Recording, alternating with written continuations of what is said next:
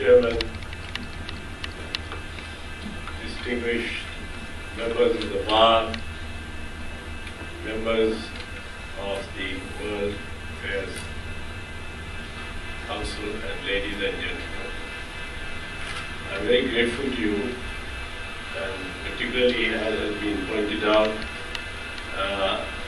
at this point where everybody is moving or about to move for a really long weekend, for so many of you to assemble here and so many of you being such distinguished citizens of the United States, being here for actually just hearing what I have to say.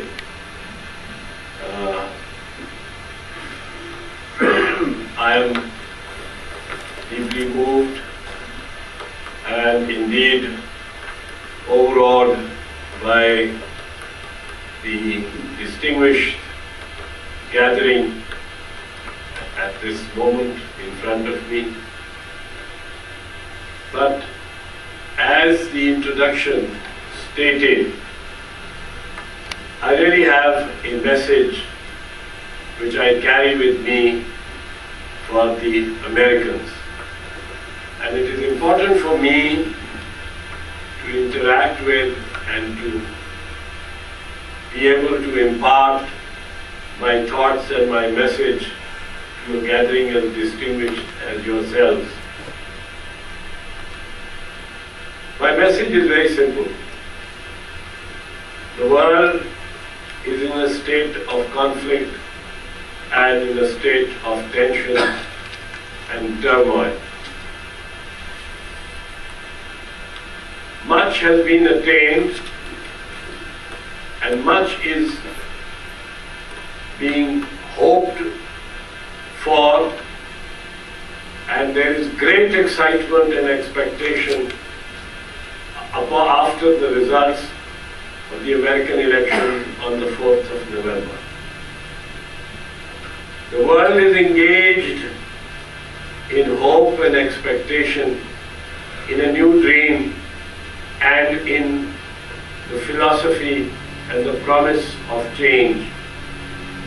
Change now appears to have become a word which is being spelled in caps, all of it in caps, C-H-A-N-G-E.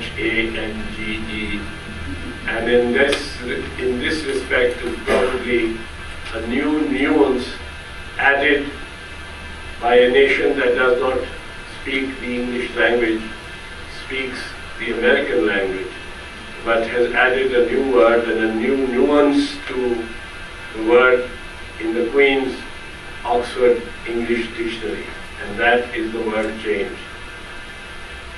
Now, the world expects change, but what is that? What is the kind of change that is necessary to obtain the maximum effect and the maximum success in a war against extremism that the world, that you and we are engaged in together? That is what I would like to try and attempt to spell out to you, and that is something with great respect that we in Pakistan feel the American administration had no idea of in the past. And we hope that that will change.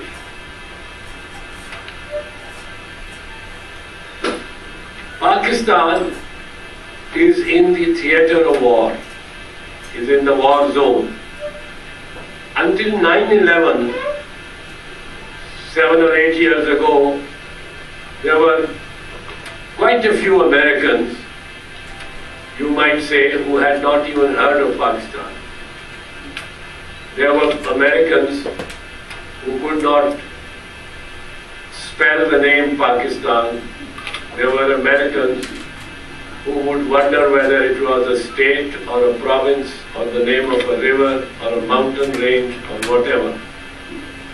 But since then, Pakistan is now, despite the fact, and this is the tragic irony of this present situation, that although not a single Pakistani was involved in the hijacking and the crashing of the planes on 9/11. The 19 hijackers who died and the 20th who was arrested, not a single one was Pakistani. 15 of them were Saudi Arabian. 3 were Egyptians. 1 was a Moroccan and 1 was probably a Syrian. Not a single Pakistani. And yet Pakistan was made the cutting edge of the war on terror. The war was thrust upon us, although the first irony is that not a single Pakistani participated in the 9/11 tragedy, and it was a colossal tragedy. There were 15 Saudis,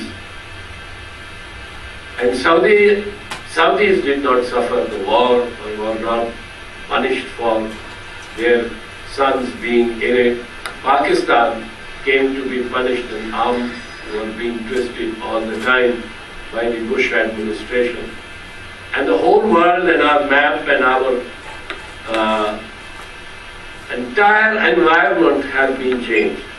We are now at war both with the enemy and with our own people.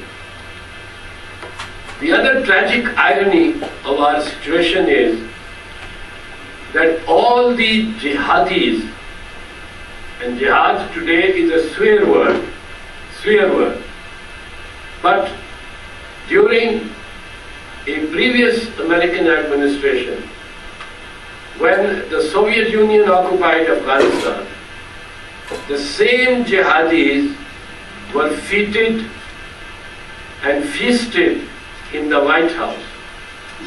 The same jihadis. And they were the darlings of the West.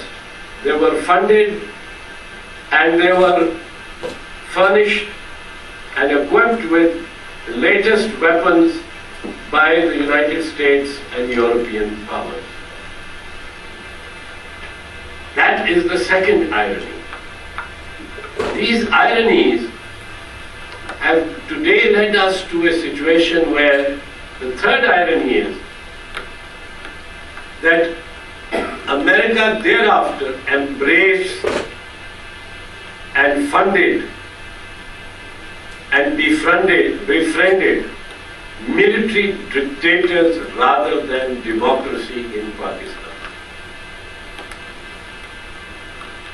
Not only that, not only were parliaments destroyed, but these military dictators demolished and destroyed the independent judiciary in Pakistan as well.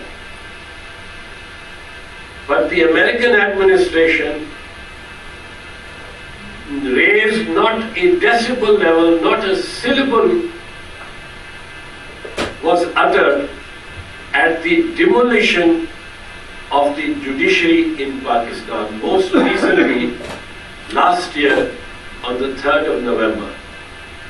On the 3rd of November last year, the Chief Justice of Pakistan and the Chief Justices of 2 other states within Pakistan, we call them provinces, you call them states, the Chief Justices of two other provinces or states in Pakistan and 57 other judges of the superior courts were arrested by General Musharraf and detained along with their children and family members inside their houses. For 5 months, the Chief Justice of Pakistan remained detained inside the building of his house. The building of his house.